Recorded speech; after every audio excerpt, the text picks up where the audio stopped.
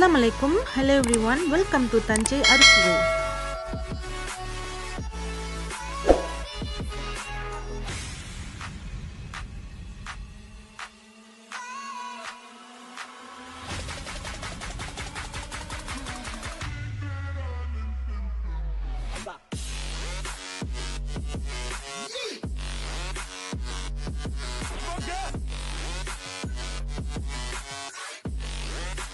இன்னைக்கு நம்ம பார்க்க போற ஸ்பெஷல் எல்லாருக்கும் ரொம்ப பிடிச்ச பருப்பு ரசம் ரொம்ப டேஸ்டியா எப்படி செய்யறதுன்னு பார்க்கலாம்.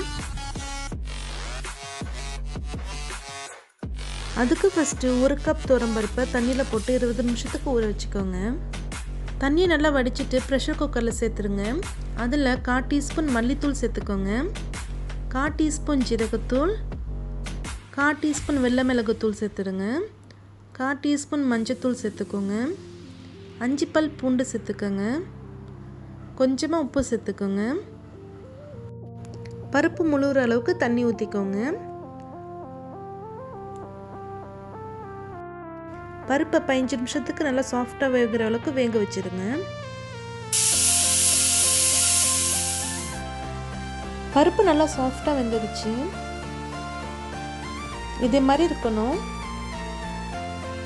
2 டேபிள் ஸ்பூன் பருப்பை தனியாக ஒரு பவுலில் எடுத்து வச்சுக்கோங்க. ரசத்துக்கு தேவையான அளவு புளி எடுத்துக்கோங்க. அதில் கொஞ்சமாக சுடுதண்ணி ஊற்றி ஊற வச்சுருங்க. புளியை கரைச்சி எடுத்து வச்சுக்கோங்க.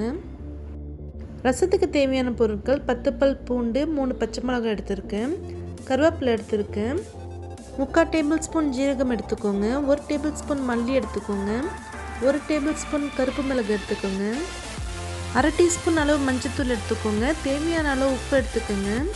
வேக வச்சு பருப்பை 2 டேபிள் ஸ்பூன் எடுத்து வச்சுக்கோங்க, புளி கரைச்சதை எடுத்து வச்சுக்கோங்க. இதான் ரசத்துக்கு தேவையான பொருட்கள்.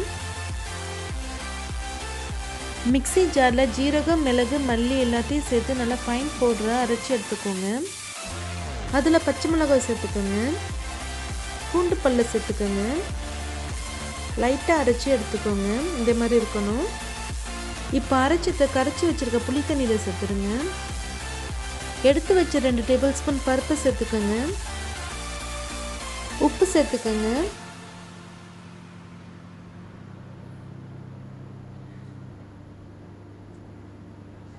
மஞ்சத்தூள் சேர்த்துக்கோங்க. நல்லா மிக்ஸ் பண்ணிடுங்க. இந்த ரசத்துக்கு மின்னலில் சேர்த்தா நல்லா வாசமாக இருக்கும். எனக்கு அந்த இலை கிடைக்கல, உங்களுக்கு கிடைச்சிச்சின்னா நீங்கள் சேர்த்துக்கோங்க. 1 கப் அளவு தண்ணி சேர்த்துக்கோங்க. ஒரு கடாயில் கரைச்சி வச்சிருக்க ரசமை ஊற்றிடுங்க.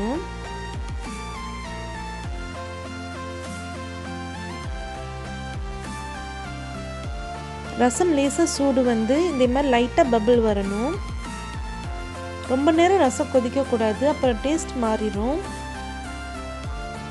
ரசமை தாளிக்கிறதுக்கு ஒரு கடாயில் 4 டேபிள் ஸ்பூன் அளவு நல்லெண்ணெய் சேர்த்துக்கோங்க. எண்ணெய் நல்லா சூடு வந்த பிறகு காஞ்ச மிளகாய் சேர்த்துக்கோங்க, 1 டேபிள் ஸ்பூன் கடுகு சேர்த்துக்கோங்க, கறி லீஃப் சேர்த்துக்கோங்க. இப்போ அதை ரசத்தில் ஊற்றிடுங்க.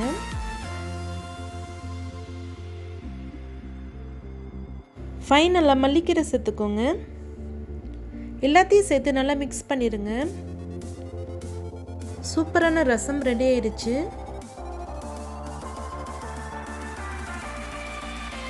ஃபஸ்ட்டு வேக வச்சிருந்தோம் இல்லையா பருப்பு, அதை இப்போ தாளிக்கணும். எப்படி செய்கிறதுன்னு பார்க்கலாம். ஒரு மீடியம் சைஸ் வெங்காயத்தை லாங்காக ஸ்லைஸ் பண்ணிக்கோங்க. ஒரு பச்சை மிளகாய் இதுமாதிரி கட் பண்ணி வச்சுக்கோங்க. கறி லீஃப் எடுத்துக்கோங்க. 3 டேபிள் ஸ்பூன் அளவு திருவன தேங்காய் எடுத்துக்கோங்க. ஒரு பேனில் 4 டேபிள் ஸ்பூன் அளவு நெய் சேர்த்துக்கோங்க. நெய் நிறைய சேர்த்தா பருப்பு நல்லா வாசமாக இருக்கும்.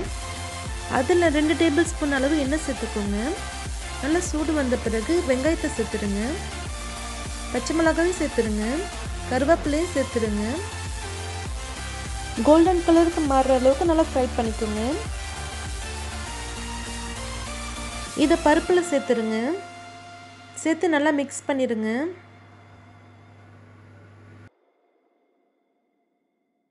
திருவன தேங்காயும் சேர்த்துடுங்க. நல்லா மிக்ஸ் பண்ணிடுங்க. ரொம்ப டேஸ்டியான பருப்பும் ரெடி ஆயிடுச்சு. ரொம்பவே எம்மியான பருப்பு ரசம் ரெடி ஆயிடுச்சு. இதோட டேஸ்ட் ரொம்ப நல்லாயிருக்கும். நீங்களும் ட்ரை பண்ணி பாருங்கள். சுட சுட ஒயிட் ரைஸ் கூட சர்வ் பண்ணுங்கள்.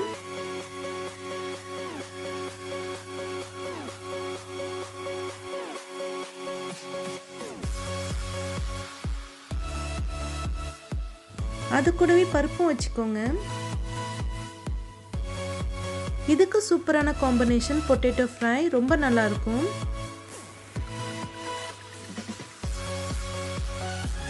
இதுக்கு சைட் டிஷ்ஷாக பெப்பர் மட்டன் ஃப்ரையும் செஞ்சேன். இதோட டேஸ்ட்டும் ரொம்ப நல்லா இருந்துச்சு. இந்த பருப்பு ரசம் நீங்களும் செஞ்சு பாருங்கள். இதோட டேஸ்ட் ரொம்ப நல்லாயிருக்கும். பிள்ளைங்களுக்கெல்லாம் ரொம்ப பிடிக்கும், ரொம்ப விரும்பி சாப்பிடுவாங்க. செஞ்சு பார்த்துட்டு உங்கள் கமெண்ட்ஸ் எனக்கு சென்ட் பண்ணுங்கள். உங்களுக்கு இந்த வீடியோ பிடிச்சிருந்துச்சுன்னா லைக் பண்ணுங்கள். உங்கள் ஃபேமிலிஸ் அண்ட் ஃப்ரெண்ட்ஸ் கூட ஷேர் பண்ணுங்கள். மறக்காமல் தஞ்சை ஸ்வீட் சேனல் சப்ஸ்கிரைப் பண்ணுங்கள். தேங்க்யூ ஸோ மச் ஃபார் வாட்சிங்.